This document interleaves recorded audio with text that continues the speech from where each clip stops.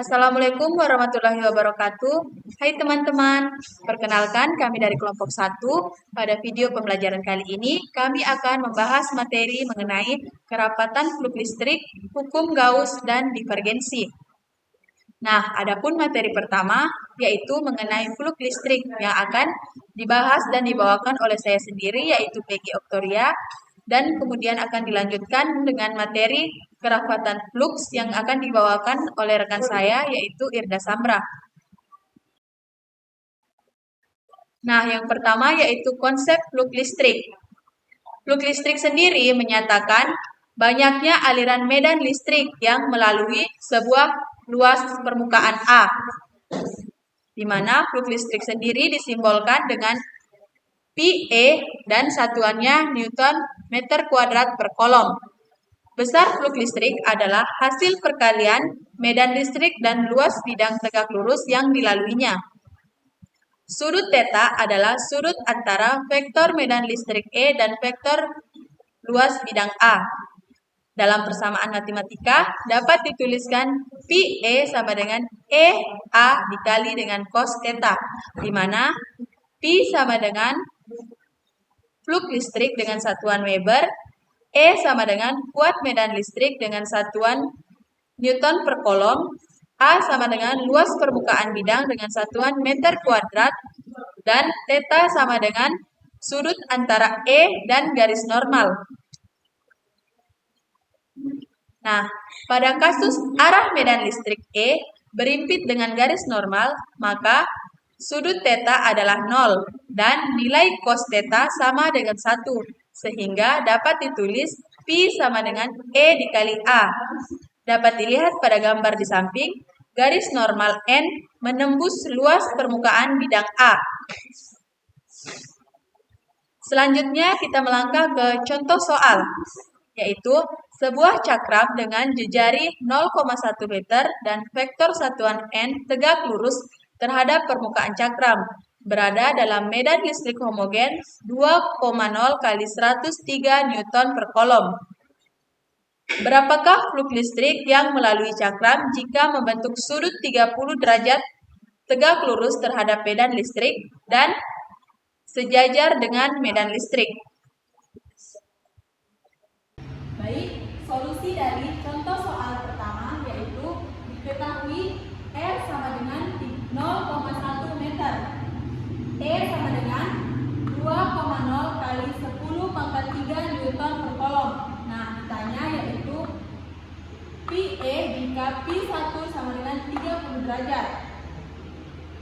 Luas A sama dengan Pi dikali R kuadrat, di mana Pi dikali dengan 0,1 meter kuadrat sama dengan 0,0314 meter kuadrat.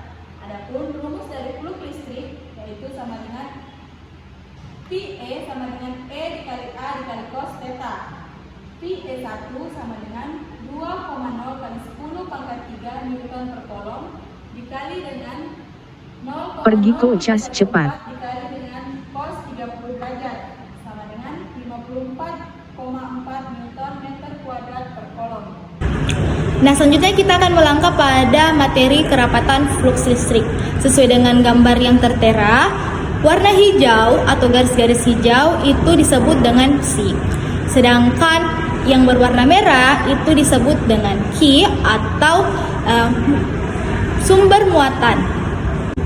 Jadi, jika dijumlahkan seluruh garis hijau atau fluksnya, maka sama dengan besarnya muatan sumbernya dari fluks tersebut atau yang berwarna merah ini. Nah, adapun persamaan dari kerapatan fluks listrik atau D, yaitu D sama dengan C per A atau luas permukaan. Karena kita menggunakan bola, maka luas permukaan yang kita gunakan adalah 4VR kuadrat. Nah, perbandingan antara kerapatan flux listrik dengan medan listrik hanya terletak pada epsilonnya. Jadi, adapun hubungan antara kerapatan flux dan medan listrik yaitu D sama dengan epsilon 0 E. Dan itulah tadi materi tentang flux listrik beserta dengan kerapatan flux. Selanjutnya akan disambung dengan materi hukum Gauss. Assalamualaikum warahmatullahi wabarakatuh. Saya atas nama Yovita Mita dari Universitas Pancasakti Makassar. Di sini saya akan menjelaskan tentang hukum Gauss untuk memenuhi tugas teori medan elektromagnetik 1. Yang pertama, pengertian hukum Gauss. Di mana hukum Gauss mengatakan sebuah hukum yang menyatakan bahwa jumlah dari garis medan atau flux yang melewati sebuah permukaan sebanding dengan jumlah muatan yang berada di permukaannya. Adapun bunyi hukum Gauss yaitu bahwa flux listrik total yang melewati sembarang permukaan tertutup atau sebuah permukaan yang mencakupi volume tertentu berjumlah sebanding dengan muatan listrik atau neto total yang berada di dalam permukaan tersebut. Pertama dibahas adalah flux listrik. Nah, di sini suatu bidang kita katakan adalah bidang A atau luas penampang A yang ditembusi dengan E atau medan listrik. Di sini juga ada namanya garis tegak lurus, kita katakan N. Maka antara garis medan listrik dengan luas di dalam luas penampang A dengan garis tegak lurus, maka akan terbentuk sudut, kita katakan theta. Di mana sudut ini selalu diukur terhadap garis normal. Jadi besarnya flux E sama dengan A cos theta. Bisa juga kita tulis flux sama dengan jumlah muatan dibagikan dengan epsilon 0. Yang berikutnya adalah rapat muatan. Rapat muatan sama dengan jumlah muatan dibagikan dengan luas penampang. Bisa juga kita tulis jumlah muatan sama dengan rapat muatan dikalikan dengan luas penampang. Di sini juga ada namanya kuat medan listrik pada dua plat sejajar. Di mana di sini ada dua plat yang sejajar. Di mana di sebelah kirinya adalah muatan positif dan di sebelah kanannya adalah muatan negatif. Medan listrik itu selalu dari muatan positif ke muatan negatif, atau muatan positif selalu menjauhi muatan negatif yang terpisah sejauh D. Kuat medan listrik pada plat sejajar kita tulis, rumusnya berasal dari sini. E dikali A sama dengan sigma A dibagikan dengan epsilon 0. Kita coret A-nya, kita coret 2A ini, maka yang tersisa adalah E sama dengan sigma dibagikan dengan epsilon 0. Selanjutnya, kita masuk di contoh soal yang pertama. Di sini contoh soalnya berbunyi, suatu bidang persegi dengan panjang sisinya 20 cm diletakkan miring dengan sudut kemiringan terhadap mendatar 30 derajat, ditembus oleh medan listrik dengan arah mendatar seperti ditunjukkan oleh gambar di atas. Maksud adalah gambar ini. Jika kuat medan listrik 400 Newton per kolom, maka flux listrik pada bidang tersebut adalah yang pertama adalah kita tentukan luas penampangnya. Contohnya adalah 20 cm dikalikan dengan 20 cm sama dengan 400 cm kuadrat. Kita bawakan dia ke meter, maka hasilnya 0,04 meter kuadrat. Flux sama dengan E dikali A dikali cos theta. Kita masukkan angkanya adalah 400 dikali dengan 0,04 dikali cos 60. Cos 60 itu nilainya adalah setengah.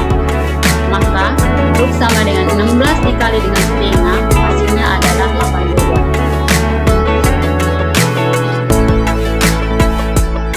Kita lanjut ke contoh soal yang kedua. Jika di pusat sebuah bola berjari-jari satu terdapat muatan sebesar positif 2 mikrocoulomb, besar flux listrik yang keluar dari permukaan bola mendekati Di sini epsilon nolnya sudah diketahui 8,85 dikali 10 min 12. Maka pembahasannya adalah kita tinggal masukkan nilai-nilainya. Flux sama dengan muatan dibagikan dengan epsilon nol. 2 dikali 10 pangkat min kolom. Tadi mikrokolom kita bawakan ke kolom dibagi dengan epsilon nol. 8,85 dikali 10 pangkat min 12. Maka flux sama dengan 0,226 dikalikan dengan 10 pangkat 6. Dimana tadi 12 kita pindah ke atas, 12 maka dikalikan 10 pangkat 6. Kita coba kita tulis 2,26 dikali 10 pangkat 6. Kita masuk pada contoh soal yang ketiga. Sebuah persegi panjang yang panjangnya 10 cm dan lebarnya ada 5 cm. Bila kuat medan listrik homogen sebesar 50 Newton per kolom dan arahnya searah dengan bidang, maka jumlah garis medan listrik yang menembus bidang persegi panjang adalah. Penyelesaian yang pertama adalah kita carikan dulu luas penampaknya, yaitu 10 cm dikali dengan 5 cm. Hasilnya adalah 50 cm kuadrat dibagikan luas 10.000 atau kita diprediksikan diameter, maka hasilnya adalah 0,05 meter kuadrat. Di sini kita juga berdasarkan bahwa flux magnet adalah banyaknya garis medan magnet yang menembus suatu bidang yang luas dengan luasan tertentu. Jadi di sini kita masukkan rumus fluxnya adalah flux sama dengan E atau garis medan listrik dikalikan dengan luas penampang dikali dengan cos theta. Flux sama dengan, kita sudah mendapatkan dari luas penampangnya adalah medan listriknya adalah 50, sedangkan luas penampangnya adalah 0,05, sedangkan cosnya adalah cos dari sudut ini sama dengan 90 derajat. Seperti yang kita lihat pada gambar, maka cosnya adalah 90 derajat. Jadi 50 dikali 0,05, nilai dari cos 90 derajat adalah 0, maka 0,25 dikali dengan 0 sama dengan 0. Jadi jumlah garis medan listrik yang menembus bidang persegi panjang jumlahnya adalah. Demikian presentasi dari saya. Oke, baik. Assalamualaikum warahmatullahi wabarakatuh. Salam sejahtera untuk kita semua. Salam, Om Swastiastu, Namo Buddhaya, salam kebajikan. Yang terhormat dosen pembimbing mata kuliah teori medan, mohon maaf saya tidak sebut namanya, Bu. Yang saya hormati dan yang saya cintai serta saya banggakan teman-teman seperjuangan. Pertama-tama marilah kita panjatkan puji dan syukur kehadiran Tuhan Yang Maha Esa, karena begitu besar rahmat dan karunia-Nya sehingga kita dapat memperoleh kesehatan. Dan untuk mempersingkat waktu, sebelumnya saya perkenalkan dulu, nama saya adalah Silvester Ngase, biasa dipanggil Sil dengan NIM 521062017 dan kampus asal Universitas Pancasakti Makassar. Dan untuk mempersingkat waktu, saya langsung saja menjelaskan materi yang ingin saya paparkan kepada teman-teman sekalian, yaitu tentang permukaan Gauss. Jadi mungkin materi ini teman-teman sudah pernah dapat di bangku SMA, jadi saya akan mengulas kembali tentang materinya. Jadi permukaan Gauss itu sendiri ialah permukaan tertutup di dalam ruang 3 dimensi yang melalui flux sebagai sebuah medan vektor dihitung, biasanya medan gravitasi, medan elektrik, atau medan magnet. Saat permukaan Gauss berbentuk silinder, biasanya digunakan untuk menghitung cas elektrik bagi wayar umbul panjang dan panjang tak terhingga. Jadi itu adalah pengertian daripada hukum Gauss itu sendiri. Kemudian di hukum Gauss ini saya akan membahas mengenai simetri silinder. Jadi yang termaksud simetri silinder itu sendiri ialah silinder pejal panjang, kulit silinder panjang, kawat lurus panjang. Jadi bejal itu berarti ada isinya. Bejal artinya ada isinya. Kemudian ada kata panjang di sini. Nah, panjang ini maksudnya dia tak terhingga ya. Jadi contoh, misalkan kita punya silinder bermuatan listrik seperti pada gambar berikut. Nah, misalkan ditanya, carilah medan listrik yang punya jarak R dari sebuah pusat silinder. Jadi ini adalah silindernya. Silindernya ini sebenarnya panjang, cuman terpotong makanya ini. Kemudian langkah awal, jadi seperti biasa kita akan menggambar permukaan Gaussnya seperti ini.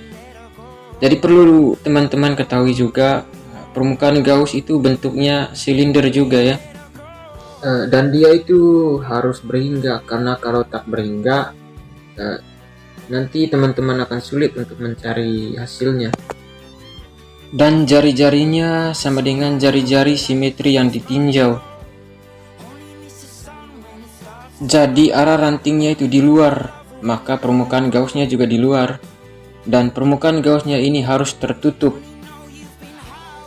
Jadi ini adalah selimut silindernya. Dan permukaan Gaussnya berhingga. Memang bendanya itu awalnya tak hingga, cuman permukaan Gaussnya harus berhingga. Makanya ada L. L ini artinya berhingga. Makanya nanti rumusnya itu seperti ini. Integral E kali dA sama dengan E dalam kurung 2pi RL itu kurung sama dengan Qn close per epsilon 0. Jadi ini adalah rumusnya nanti untuk permukaan Gauss. Jadi nanti teman-teman tinggal cari Qn close-nya. Nah, untuk lebih jelasnya kita langsung saja ke contoh soal. Jadi semisal ada sebuah kawat lurus sangat panjang memiliki rapat muatan panjang lambda. Tentukan medan listrik yang dihasilkan oleh kawat ini. Jadi soal ini paling basic untuk silinder ya. Jadi umumnya soal-soal seperti ini itu muncul ketika materinya tentang simetri silinder.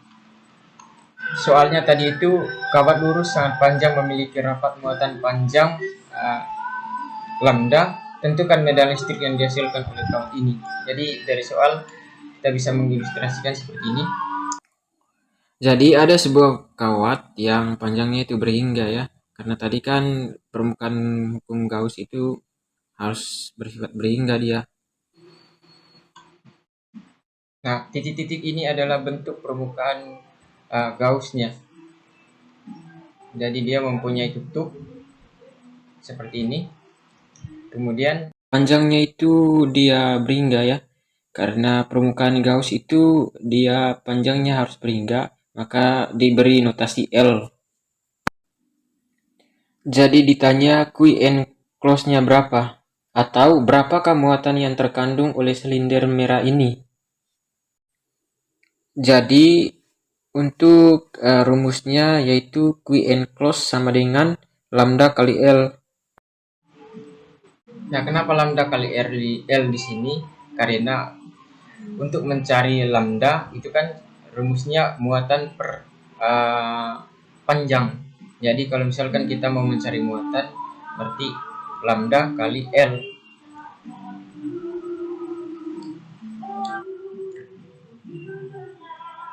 Sehingga kita tinggal masukkan rumus yang tadi yaitu E dalam kurung 2pi RL sama dengan lambda kali R per epsilon 0. Sehingga hasilnya E sama dengan lambda per 2pi epsilon 0 R.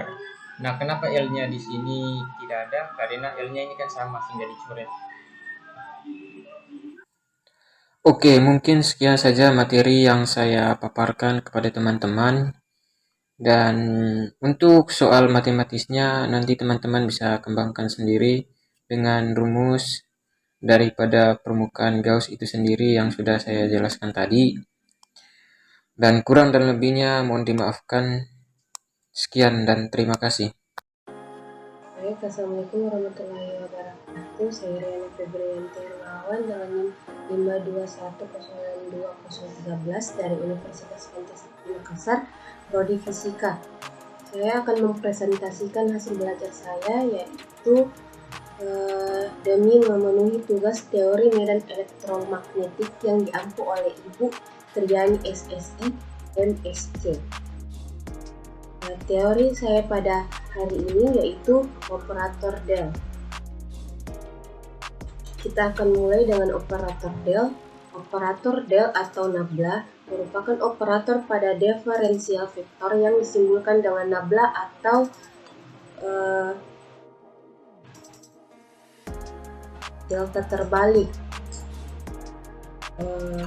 Vektor yang disimbolkan dengan nabla yang didefinisikan dalam bentuk turunan parsial, yaitu nabla sama dengan dot. Ini dapat disebut dengan dot atau del.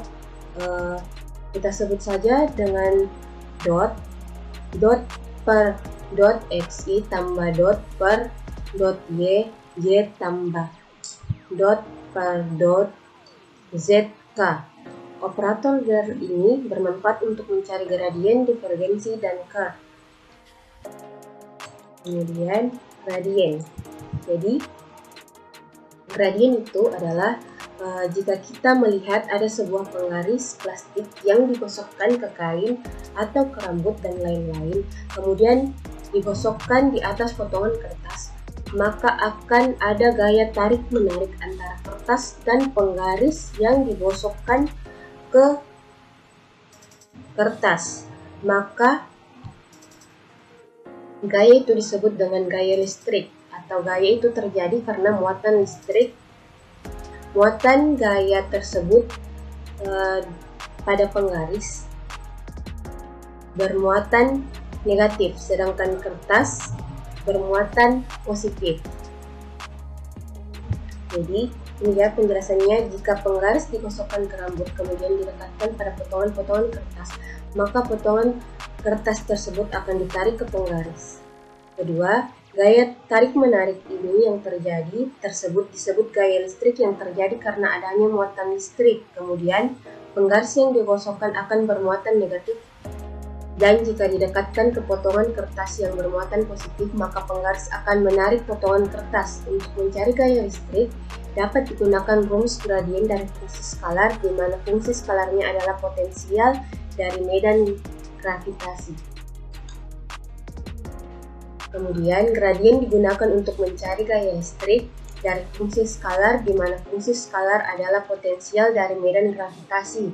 Misal, Pi, ini disebut Pi, X, Y, dan Z terdefinisi dan diferensiabel ada setiap titik X, Y, Z dalam ruang R3, maka gradien P atau grad Pi atau nabla Pi didefinisikan oleh nabla Pi sama dengan dot per dot A dot XI tambah dot per dot Y J tambah dot per dot ZK Pi. Perlu diingat bahwa gradien mengubah fungsi skalar menjadi fungsi vektor. Kemudian kita masuk ke sifat-sifat gradien.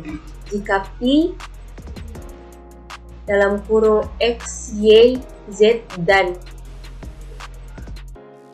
ini disebut dengan C, PSI, X, Y adalah fungsi-fungsi skalar yang diferensiabel setiap titik X, Y, Z, maka berlaku yang pertama nabla Pi tambah C sama dengan nabla Pi tambah nabla C. Yang kedua nabla C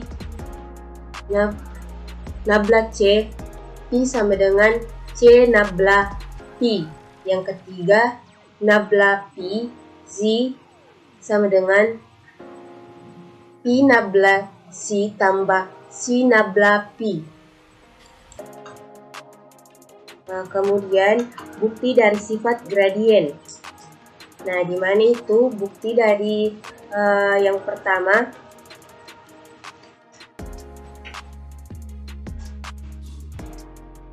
yaitu pembuktiannya kita berangkat dari nabla.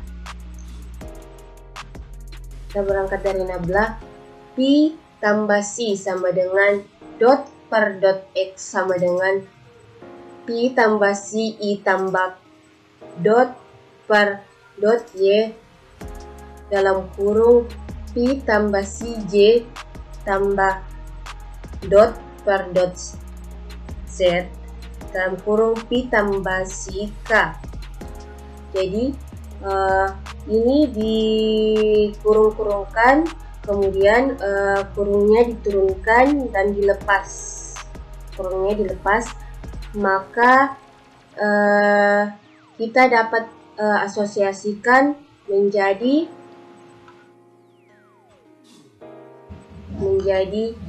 nabla dalam kurung Pi tambah C sama dengan nabla Pi tambah C, yaitu terbukti. Kemudian bukti yang kedua ada nabla C Pi sama dengan do per do X dalam kurung C Pi I tambah do per do Y dalam kurung C Pi J tambah do per do Z sama dalam kurung C Pi K. Kita lihat ini kemudian dikurung-kurungkan pada variabel. Variabelnya ini I, J, K itu adalah vektor yang tadinya skalar, kemudian kita membuka kurung menjadi C do Pi per AX I tambah C, kemudian do Pi per AY J tambah C do Pi per AZ do ZK sama dengan C dalam kurung dikurungkan do Pi per do X I tambah do Pi per AY J tambah do Pi per do ZK. Jadi hasilnya itu nabla dalam kurung C Pi sama dengan C dalam kurung nabla Pi yang hasilnya terbukti. Kemudian kita masuk ke contoh soal pertama. Jika Pi sama dengan 2xz pangkat 4 kurang x pangkat 2y, carilah nabla Pi dan norma nabla Pi pada titik 2,-2,1. Cara menjawabnya yaitu nabla Pi sama dengan do Pi per do xi tambah do Pi per ay per do y j tambah do Pi per do zk. Kemudian nilai dari Pi yang di atas ini dimasukkan ke dalam sini. Jadi diganti semuanya, nilai Pi-nya diganti, dimasukkan, kemudian dihitung. Kemudian hasilnya 2z pangkat 4 dikurang 2xy I dikurang x pangkat 2j tambah 8xz pangkat 3k. Jadi nabla Pi di titik 2,-2,1 sama dengan 10i kurang 4j tambah 16k, di mana nilai yang darinya skalar tadi berubah menjadi vektor, dan norma dari nabla Pi sama dengan akar 10 pangkat 2 ditambah min 4 pangkat 2 sama dengan 16 pangkat 2 atau sama dengan 2 akar 93. Sekian materi yang dapat saya sampaikan, kurang lebihnya mohon dimaafkan. Assalamualaikum warahmatullahi wabarakatuh. Adapun materi selanjutnya yaitu divergensi. Divergensi dari sebuah medan vektor adalah aliran fluks yang memiliki pusat masuk dan pusat keluar. Persamaan divergensi dilambangkan dengan div A sama dengan limit delta x dikali 0 integral tertutup A S per delta V. Divergensi pada sistem Cartesian dirumuskan dengan div A sama dengan nabla kali A. Nabla sama dengan do per do x atau px tambah do per do y atau py tambah per do z atau pz. A sama dengan ax atau px tambah ay atau py tambah z atau pz. Nabla kali a sama dengan ax per do x tambah do ay per do y tambah z per do z. Divergensi pada sistem silinder. Divergensi A sama dengan 1 per r do per do r kali r ar tambah 1 per e do apsi tambah do psi tambah do az per z. Divergensi pada sistem bola yaitu dituliskan dengan div A sama dengan 1 per r kali do per do r kali r kuadrat ar tambah 1 per r sin theta do per do theta kali a theta sin theta tambah 1 per r sin theta do apsi per psi. Baik, Assalamualaikum warahmatullahi wabarakatuh. Perkenalkan, nama saya Rizka Novianti, NIM 212631329, dosen pengampu Triani SSI MSc. Di sini saya akan menjelaskan materi tentang teorema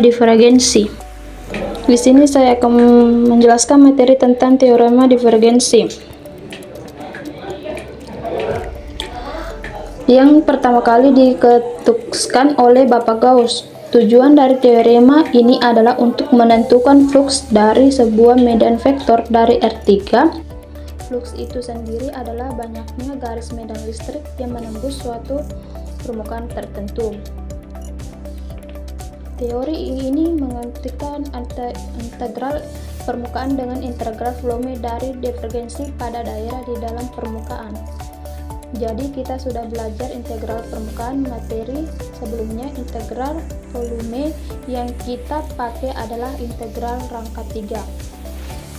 Jadi teorema ini menyatakan bahwa adanya hubungan antara aliran flux medan vektor melalui permukaan dengan perilaku medan di dalam permukaan. Teorema Gauss itu sendiri dinyatakan oleh rumus sebagai berikut. Integral dari Gs medan vektor F vektor normal L dx integral permukaan dengan S-nya itu daerah permukaan tersebut. Integral dari divergensi X-nya integral volume dari divergensi vektor F, yang mana kita ketahui bahwa divergensi itu adalah turunan tersial dari komponen medan vektor F. I-nya itu diturunkan X, J-nya itu diturunkan Y, dan K-nya diturunkan menjadi Z, dan kita integralkan menjadi DF, DV. Di sini kita akan membahas tentang contoh soal. Contoh soalnya seperti jadi kita harus menentukan flux dari medan vektor Fx S kuadrat Y kuadrat Z kuadrat yang melewati permukaan X sama dengan 0, X sama dengan 2, Y sama dengan 0, Y sama dengan 2, Z sama dengan 0, Z sama dengan 4. Yang ditanyakan adalah total flux-nya atau integral permukaannya. Ini dia. Oke. Kemudian kita pakai seperti ini, baru kita turunkan rumus seperti ini. Baru kita lakukan seperti turunkan 2x, berikutnya kita turunkan dx menjadi 2y, kita turunkan menjadi 3x, dan kita akan memilih di mana dulu yang kita mau kerjakan. Misalnya dx dy, dx dy, dz. Di situ kita bisa tukar-tukar menyelesaikan dx duluan, maka bata x-nya kita akan taruh 0, 2, 2, dan 0, 2, 0, dan 4. Nah, seperti ini. Nah, kita bisa hapus R-nya. Oke. Cara menyelesaikannya seperti biasa, kita akan mengintegralkannya. Yang pertama, 2x-nya kita integralkan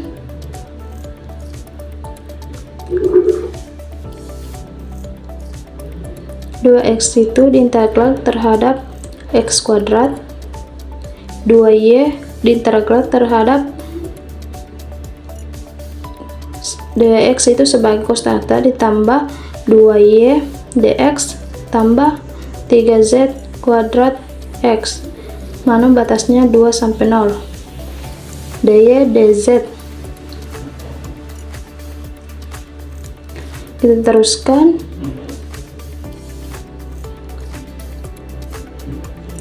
Kita masukkan batas atas dan batas bawah. 4 ditambah 4y ditambah 6z kuadrat. Kita masukkan semua angka 0 ini, pasti hasilnya akan 0. dy dz, dan kita akan melangkah kedua terhadap y. 4 kita integralkan terhadap y, 4y kita integralkan terhadap y, 2y kuadrat, dan 6x kuadrat kita integralkan terhadap y adalah 6z kuadrat y dengan batas 26 dan 0 dz. Terus kita masukkan batas atasnya.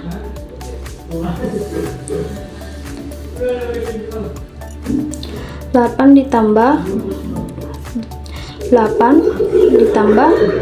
6 kali 2 12 z kuadrat. Lagi-lagi kita masukkan itu menjadi hasilnya 0 ds, dan terakhir adalah terhadap z. Berarti kita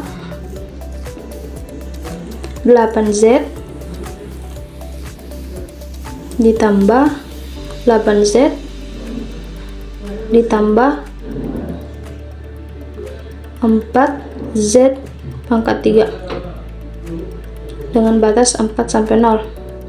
Kita masukkan 8 kali 4 32 tambah 32 ditambah 4 kali 4 pangkat 3, 4 pangkat 4 pangkat 4, hasilnya itu 256. Hasil akhirnya adalah 320, seperti itu.